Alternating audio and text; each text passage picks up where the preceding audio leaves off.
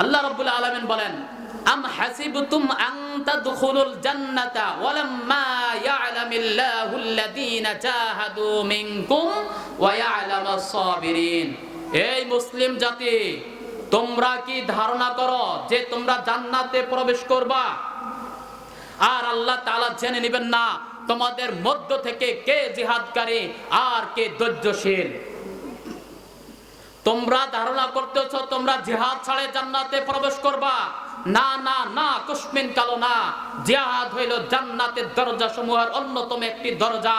আল্লাহ রাব্বুল আলামিন জেনে নেবেন তোমাদের মধ্য থেকে কে জিহাদকারী আর কে ধৈর্যশীল।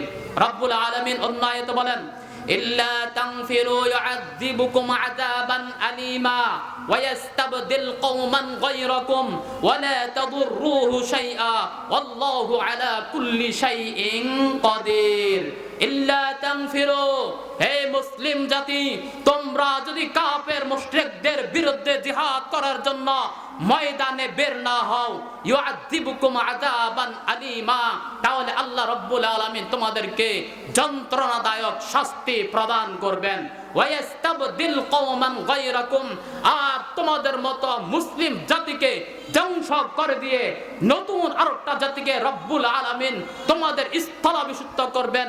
ওয়ালা তাদুররুহু শাইআ, যাদের কোনো ক্ষতি, কোনো পরাশক্তি, কোনো অ্যাটম বোমা, মিসাইল, ট্যাঙ্ক, পারমাণবিক বোমা, পশ্চিমা শক্তি, জায়নবাদী শক্তি, বিশ্বের কোন শক্তি তাদের কোনো ক্ষতি করতে পারবে না। আল্লাহু আলা কুল্লি শাইইন কাদির, আল্লাহ তাআলা সর্বকিছুর উপর ক্ষমতাধর। ঠিক কিনা বলেন?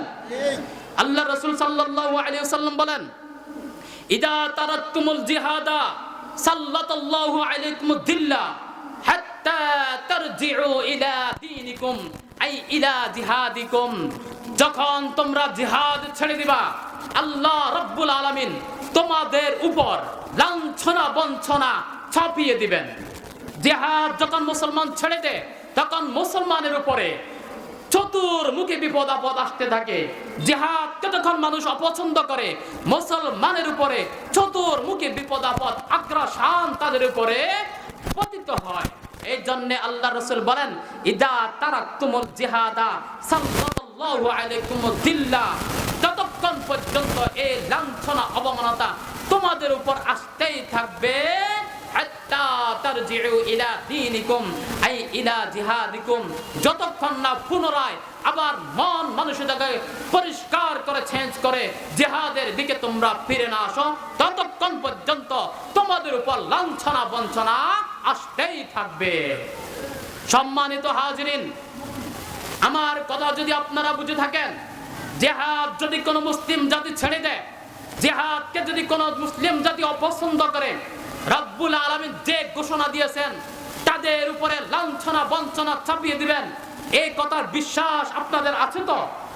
যদি এই কথার বিশ্বাস থাকে, নামাজের মতো গুরুত্ব দিয়া, হজের মতো গুরুত্ব দিয়া, আপনার যাকাতের মতো গুরুত্ব দিয়া, রমজানের মতো গুরুত্ব দিয়া নিজেকে জিহাদের জন্য প্রস্তুত করা একান্ত প্রয়োজন কিনা? সম্মানিত হাজিরিন,